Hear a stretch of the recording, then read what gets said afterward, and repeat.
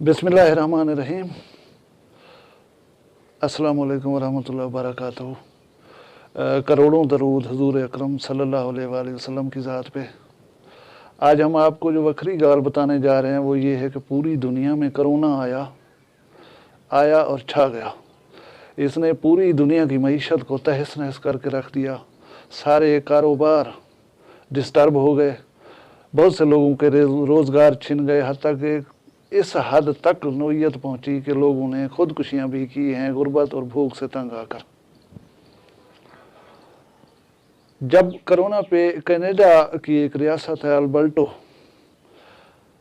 Alberta, اس میں جب پابندیاں لگائی گئی کرونا پہ، تو ایک تنظیم کے لوگوں نے اس کے خلاف احتجاج کیا کہ کرونا ورونا کچھ نہیں ہے، یہ لوگوں کو صرف ڈسٹرب کرنے کے لیے ڈرامہ رچایا جا رہا ہے۔ تو ایس او پیز کی خلاف ورزی میں وہاں بہت سے لوگوں پہ ایف آئی آرز کاٹی گئیں، انہیں گرفتار کیا گیا اور جرمانے کیے گئے۔ ان میں ایک شخص تھا پیٹرک، اس نے کینیڈا کی عدالت میں جا کے کیس کر دیا حکومت پہ کہ یہ جبری ویکسینیشن، یہ ماسک پہنانا، سینیٹائزر، یہ سب تجارتی فائدوں کے لیے اور دنیا کو خوف زدہ کرنے کے لیے یہ ڈرامہ رچایا جا رہا ہے، جبکہ سائنس کی روح سے کرونا وائرس کا وجود ثابت ہی نہیں ہوا، تو یہ کیسے ویکسینیں بنا کے لوگوں کو وہ بھی زبردستی لگائی جا رہی ہیں۔ وہ کیس چلتا رہا، آج اس کیس کا فیصلہ ہوا ہے اور البرٹو نے کہا کہ میں اس سلسلے میں جرمانہ کیوں ادا کروں جبکہ یقین ہی نہیں ہے مجھے کہ کوئی کرونا بھی کوئی چیز ہے۔ دوستو، سائنس کی نظر میں ایک لاجک ہے کہ جس بیکٹیریا کو، جس وائرس کو آئسولیٹ نہ کیا جائے اس کی کوئی دوا بن نہیں سکتی۔ تو سرکاری وکیل سے کہا گیا، پیٹرک نے کہا کہ آپ عدالت میں ثابت کر دیں کہ کرونا کو آپ نے آئسولیٹ کیا، اس کی الف بے کا پتہ چلایا، اس کے بارے میں نالج لی، تب اس کی ویکسین بنائی ہے آپ ثابت کریں۔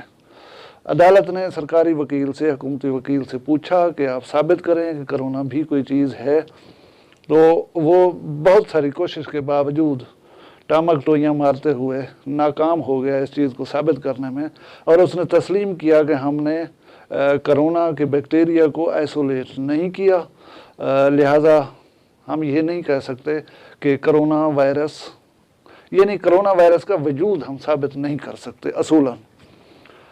تو پیٹرک نے کہا کہ یہ سیاسی سائنس ہے، یہ شیطانی ادارہ اقوام متحدہ یہ اپنی مختلف قسم کی سیاسی پالیسیاں نافذ کرنے کے لیے، کچھ کمزور ملکوں کی معیشت کو ڈبونے کے لیے یہ سارا ڈرامہ رچا رہا ہے۔ اس سلسلے میں جب کسی وبا کا وجود ہی ثابت نہیں ہوتا تو اس کی ویکسین یا اس سلسلے میں لوگوں پہ پابندیاں کیا معنی رکھتی ہیں۔ تو کینیڈا کی عدالت نے البرٹا ریاست میں ساری ایس او پیز کے جو پابندیاں حکومت کی طرف سے نافذ تھیں انہیں کالعدم قرار دے دیا۔ کوئی ماسک نہیں پہنے گا، کوئی سینیٹائزر نہیں ہوگا، اور اجتماعات پہ بھی کسی قسم کی پابندی ہٹا لی گئی ہے۔ تو دوستو، یہ تو ثابت ہے کہ ایسے ہی ایک خوف دنیا کو دلایا گیا، یا دنیا کو بند کرنے کا، شٹ ڈاؤن کرنے کا ایک ٹرائل بھی اسے سمجھ لیں۔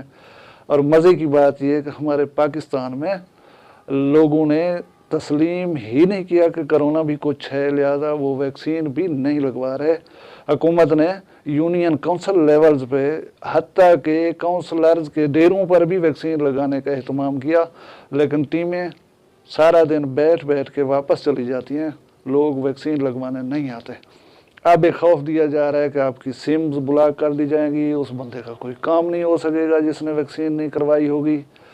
تو اس سے ایک تقویت یہ بھی ہوتی ہے کہ مختلف ملکوں نے، اگر یہ سیاسی سائنس نہیں ہے تو کوئی ملک کہتا ہے فلاں ویکسین آپ نے لگوائی ہے تو آپ ہمارے ملک میں نہیں آ سکتے، دوسرا ملک کہتا ہے فلاں لگوائی ہے تو آپ یہاں نہیں آ سکتے۔